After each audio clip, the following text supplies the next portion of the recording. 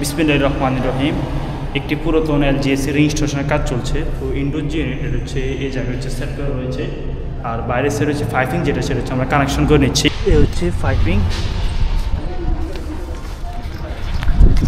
মোটামুটি একটা হচ্ছে ভালো একটু পাইপ লেগেছে এই জায়গা থেকে সরাসরি হচ্ছে উপরের সেট হচ্ছে পাইপ, যেটা সেটা হচ্ছে চলে যাবে। আর আউটডোর জিনিস সেটা হচ্ছে উপরের স্থান হচ্ছে সেট করা হবে।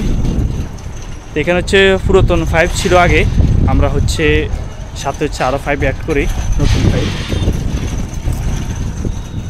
তারপর হচ্ছে আমরা এখানে ক্লাম দিয়ে সুন্দর করে হচ্ছে উপরের সাইডে নিয়ে যাব পাইপ, এটা হচ্ছে আমরা সুন্দর করে হচ্ছে র্যাপিং করে নিচ্ছি।